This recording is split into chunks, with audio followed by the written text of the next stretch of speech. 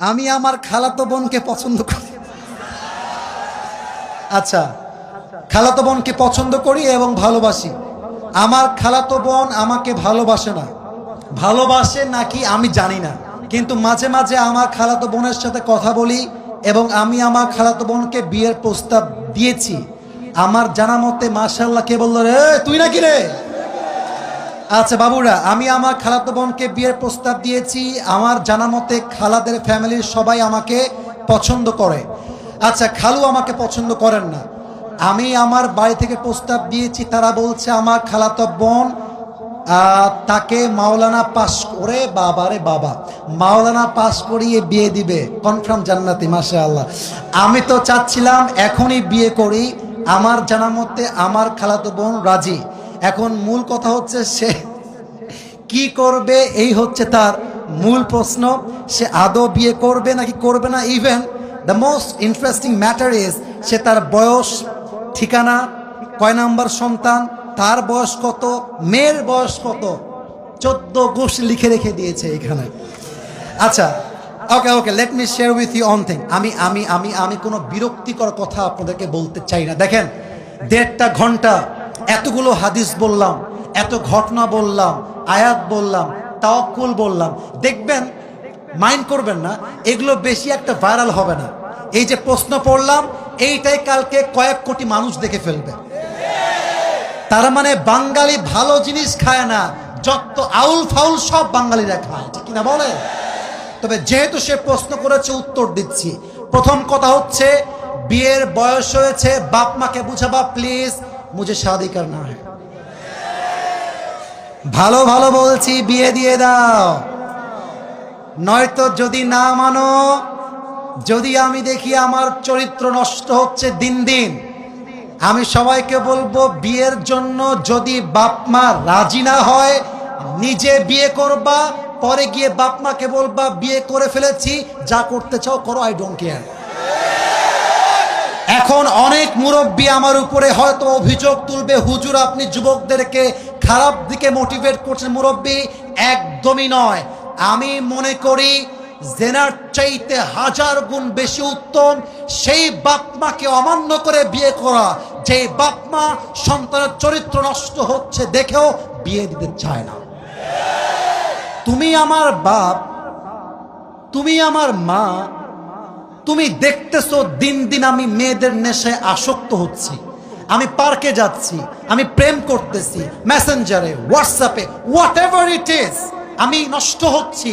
তুমি মা হয়ে যদি আমার দায়িত্ব নিয়ে না বোঝো, বাপ যদি আমাকে না বোঝে, কাউকে দরকার নাই, আমি ইমাম কিনে বিয়ে করে ফেলবো যুবক ভাইরা। এটা বাধ্য হয়ে বললাম। কেন বললাম? আজকালকার সমাজে প্রেম করা সহজ, বিয়ে করা কঠিন হয়ে গেছে। যখন বিয়ে করতে যাবেন, বলবে না যে বাবা তুমি কি নামাজ কালাম পড়ো, আগেই একটাই প্রশ্ন, তুম पैसे कितने कमाते हो पहले मुझे ये बताओ। একজন যুবক কামাই করে 15,000 টাকা, তাগড়া যুবক, আব্বা বলে আরেকজন 50,000 টাকা বেতন, মাথায় চুল টুল কিছু নাই, টাকলা। আরে এটাই দরকার আমার যুবক ভাই, আছে না নাই? এক বাপকে যুবক বলছে, আব্বা জান এই মেয়েটাকে কার সঙ্গে বিয়ে দিলেন, इसके सर पे तो बाल नहीं है। तो अब्बा बोलছে बेटा सर पे बाल नहीं है तो क्या हुआ, जेब में माल तो है ना। তার মানে কিছু বাপের কাছে মেয়ের জামাই হিসেবে চরিত্রবান জামাই নয়, টাকাওয়ালা জামাই তাদের জন্য বেস্ট অপশন হয়ে গিয়েছে, ঠিক না বলেন? তো যুবকের জন্য প্রথম কথা, বাবা আগে বাবা মাকে বোঝাও, আব্বা আম্মার দোয়ার মধ্যেই রয়েছে আসল বরকত। আর একটা কথা বলে ফেলি, আমার বোনেরা মাইন্ড করবেন না, এই যুবকরা সবাই সাক্ষী আমার। আমি যুবকদের পক্ষে যেমন কথা বলি, আমি মেয়েদের পক্ষেও তেমন কথা বলি। আমি ভুল বললাম না ঠিক বললাম? বলো বলো বলো। আজকে যেই মেয়েকে দেখে মনে হচ্ছে রাজরানী, কালকে বিয়ে করে বুঝবা ये तो রাজরানী नहीं है, ये तो কাল নাগিনী है। মেয়েদের ভালোবাসা বাঁচতেও সময় লাগে না, রূপ পাল্টাইতেও সময় লাগে না। মেয়েরা আজকে বলবে আই লাভ ইউ, কালকে বলবে আই হেট ইউ।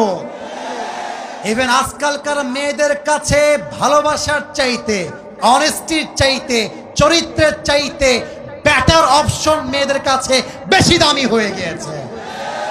আজকে বলবে তোমাকে ছাড়া বাঁচবো না, কালকে আরেকজনকে দেখে wow this person is the better person than the first one, আরে এ তো আরো দেখতে সুন্দর, আরে এর তো টাকা আরো বেশি। প্রথম জনকে বলবে জান আমার না বাড়িতে কেউ মানছে না গো। এটার নাম হচ্ছে উপরে সদর ঘা, উপরে ফিটফাট ভেতরে সদর ঘা। অতএব বাবু যাকে বিয়ে করছো একটু ভেবে চিন্তে করো। আজকালকার মেয়েরা বোরকা পরলে কিন্তু দিনদার হয়ে যায় না। যত পার্কে মেয়েরা প্রেম করে বেড়ায় তার 80% মেয়েরা বোরকাওয়ালিরাই প্রেম করে বেড়ায়। 3 নাম্বার কথা বলে শেষ করতে চাই, যেই মেয়ে তোমাকে রাগ করেছেন আপনারা? আচ্ছা আমি কি বানায় ভুল কোন কথা বলেছি প্রিয় ভাইরা? আচ্ছা আমার দিকে একটু তাকায় বলবেন এটা আমার মুখে কি? ডানে আওয়াজ বামে আওয়াজ না, এটার নাম কি? দাড়িতে আমাকে অসুন্দর লাগতেছে, আনস্মার্ট লাগতেছে, খ্যাত লাগতেছে? অনেক মেয়ে বলে দাড়িওয়ালা নাকি খ্যাত। আমি একটা কথা বলেই ফেলছি, যাদের দাড়িওয়ালা পছন্দ না এই সমস্ত মেয়েদের জন্য বিটিএস এর হিজরা ছাড়া পারফেক্ট অপশন আমার কাছে না। আরে যেই মেয়ে আমাকে দাড়ির জন্য বিয়ে করতে চাইবে না, সোজা কথা বুকের দাপট নিয়ে বলবো সে আমার বাড়ির বউ হওয়ার যোগ্যতাই তো রাখে না রাজবাড়ির। যে আমাকে নবীর সুন্নাহ দেখে বিয়ে করবে, welcome in my life, I will be with you forever, I will be there for you no matter what.